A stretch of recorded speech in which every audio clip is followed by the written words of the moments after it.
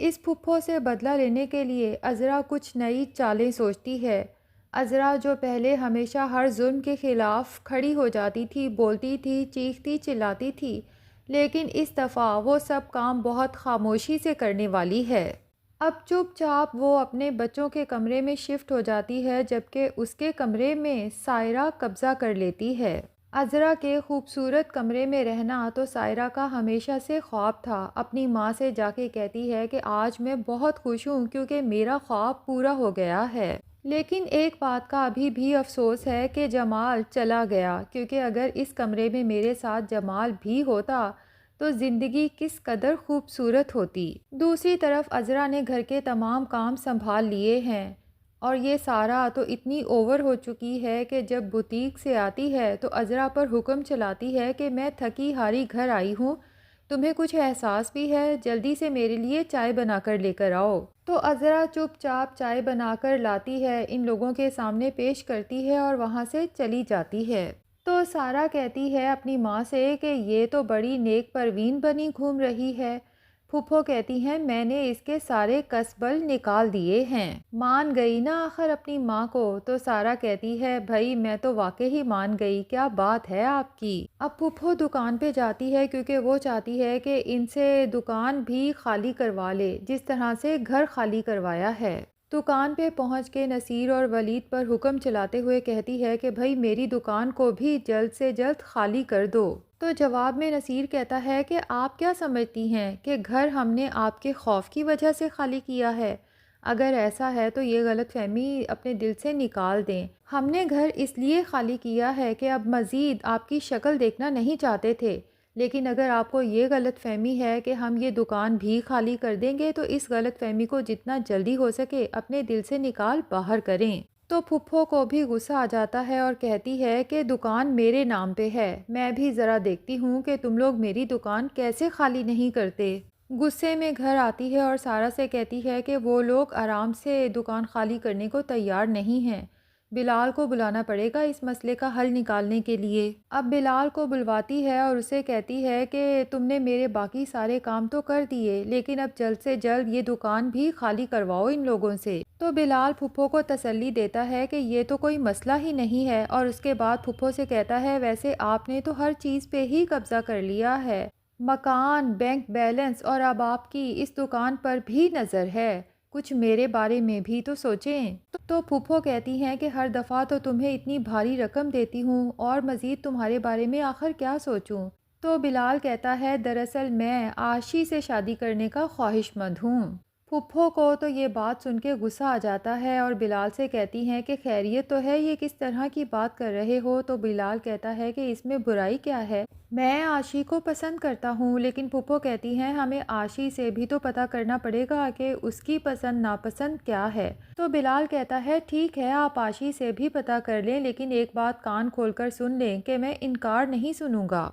दूसरी तरफ नसीर और वलीद जब घर आते हैं तो अस्मा और समन को बताते हैं कि फूफो आज दुकान पे आई थी दुकान खाली करवाने के लिए। तो अस्मा कहती है कि अगर आप लोग थोड़ी बहुत मज़ाहमत कर लेते बुटीक और मकान पे कब्ज़ा करते वक्त, तो फूफो की इतनी जुर्रत ना होती कि दुकान खाली करवाने की बात करती।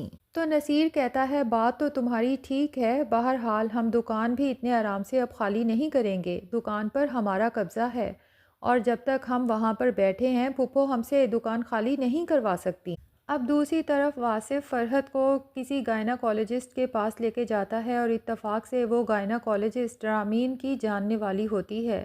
तो रामीन उसे कहती है कि तुम फ़रहत के बारे में कुछ ऐसी रिपोर्ट बनाओ कि उसमें लिखा हो कि फ़रहत कभी भी माँ नहीं बन सकती। वासिफ जब फ़रहत की रिपोर्ट देखता है तो बहुत ज़्यादा परेशान हो जाता है, उसे तो समझ ही नहीं आती कि ये बात फ़रहत को किस तरह से बताऊं, और सोच लेता है कि मैं फ़रहत को ये बात कभी नहीं बताऊंगा बल्कि हमेशा बहाने बनाता रहूंगा। दूसरी तरफ समन जब अपने वालदैन के घर जाती है तो अपनी माँ को बताती है कि फूफो अब दुकान पर कब्ज़ा करने का भी सोच रही हैं। तो समन की माँ को तो बहुत गुस्सा आता है और वो कहती हैं कि बेड़ा गर्क हो इन दोनों माँ बेटियों का, इनका दिल ही नहीं भरा, घर पे बुटीक पे कब्ज़ा कर लिया और अब दुकान पर भी कब्ज़ा करना चाहती हैं। और फिर समन से पूछती है कि नसीर और वलीद ने क्या कहा, जिस पे समन बताती है कि कुछ भी नहीं, नसीर भाई कहते हैं कि हम जब तक दुकान पर जा रहे हैं हमारा कब्ज़ा है, फूफो इतने आराम से हमसे दुकान खाली नहीं करवा सकती। तो कुरैशी कहता है कि मुझे फूफो से बात करनी चाहिए और उनसे पूछना चाहिए कि आखिर वो ये सब क्यों कर रही हैं।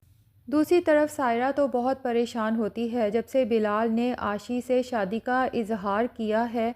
अपनी माँ से कहती है कि ये बिलाल जितने पैसे मांगता है इसे दो और चलता करो। मैं किसी सूरत अपनी आशी की शादी इस लफंगे से नहीं करूँगी। मुझे तो समझ नहीं आती कि इसने इतनी बड़ी बात सोची कैसे। लेकिन फूफो कहती हैं कि इतनी जल्दी हम बिलाल को यहाँ से चलता नहीं कर सकते क्योंकि अभी मुझे इसकी ज़रूरत है। ख़ास तौर पे दुकान पर भी तो कब्ज़ा करना है। इसकी मदद के बगैर तो मैं कुछ नहीं कर सकूँगी। तो अब फूफो बिलाल को कॉल करके पूछती हैं कि बिलाल तुमने दुकान का क्या किया, किस तरह से खाली कराओगे उन लोगों से। तो बिलाल फूफो से कहता है कि फूफो आपको एक दफ़ा अदालत आना पड़ेगा और गवाही देनी पड़ेगी, क्योंकि दुकान हासिल करने के लिए आपको अदालत में अपील दायर करवाना पड़ेगी। लेकिन फूफो बिलाल से कहती हैं कि ये सब तो मुझसे नहीं होगा। और फिर सायरा को कॉल करके कहती हैं कि दुकान और बुटीक अब तुम ही देखो, मैंने तो जो कुछ करना था कर लिया, अब मुझसे मज़ीद कुछ नहीं होता।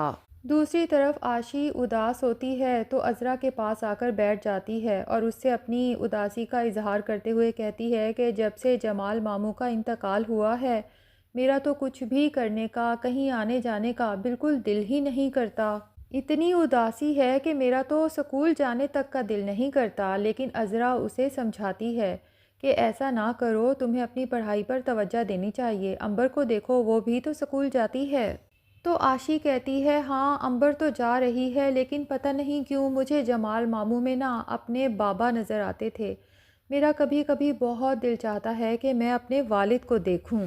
मुझे लगता है कि मेरे अब्बू भी बिल्कुल जमाल मामू के जैसे होंगे।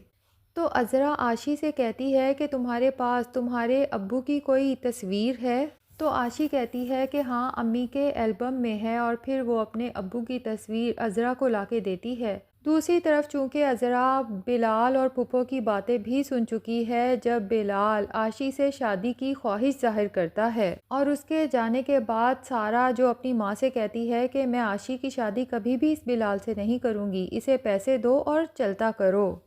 तो अज़रा आशी से उसके बाप की तस्वीर लेने के बाद वलीद को कॉल करती है और उसे कहती है कि दुश्मनों में फूट पड़ चुकी है। इंशाल्लाह देखना ये बहुत जल्द जलीलो रुसवा होंगे आपस में ही लड़ लड़ के, और मुझे पूरा यकीन है कि ये घर बहुत जल्द हमें वापस मिल जाएगा। और फिर वलीद से कहती है कि वलीद मैंने तुम्हारे नंबर पे एक पिक्चर भेजी है। तो वलीद पूछता है कि वो किसकी तस्वीर है, जिस पे अज़रा बताती है कि वो आशी के बाप की तस्वीर है। तुम जल्द से जल्द पता लगवाने की कोशिश करो कि ये शख्स कहाँ रहता है। तो वलीद पूछता है कि इस सब से क्या होगा। अज़रा कहती है फ़िलहाल तो तुम्हें जो कहा है तुम वो करो, बाद की बातें मैं तुम्हें बाद में बता दूँगी। एक दफ़ा उसका ठिकाना मालूम हो जाए उसके बाद उससे मुलाकात करनी है और पूछना है कि आखिर उसने सारा को तलाक क्यों दी। मुझे लगता है इन लोगों को घर से निकालने में हमारी वही मदद कर सकता है।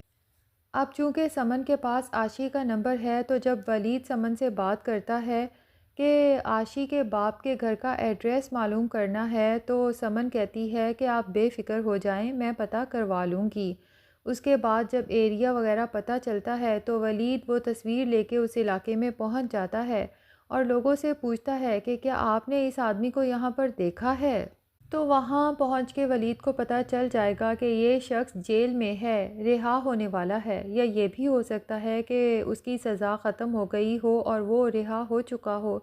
बहरहाल फ़ाइनली वलीद आशी के बाप तक पहुँच जाएगा। दूसरी तरफ कुरैशी साहब भी फूफो को समझाने के लिए पहुंच जाते हैं और उसे कहते हैं कि ये घर तो आपने अपने नाम करवा लिया और आपने कहा कि इसके लिए आपने पैसे दिए थे, लेकिन अब दुकान वाला क्या मामला है। तो फूफो कहती हैं कि उसके भी मैंने पैसे दिए थे। तो कुरैशी साहब फूफो को समझाते हैं कि आप बहुत गलत कर रही हैं। जितना आप उन लोगों को तंग कर रही हैं मुझे साफ नज़र आ रहा है कि वो लोग अब आपको छोड़ेंगे नहीं। दूसरों की शराफत का इतना भी इम्तिहान नहीं लेना चाहिए। तो फूफो कुरैशी साहब से कहती हैं कि चलो यहाँ से निकलते बनो, बड़े आए शरीफ।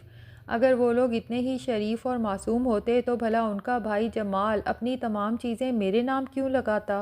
तो नाजरीन, क्या लगता है, क्या यही बिलाल फुप्पो के साथ धोखा करने के बाद इससे ये सब चीज़ें लूट लेगा या नहीं? कमेंट सेक्शन में अपनी राय का इजहार ज़रूर करें और अगर चैनल पे नए हैं तो प्लीज़ चैनल को भी सब्सक्राइब कर लें।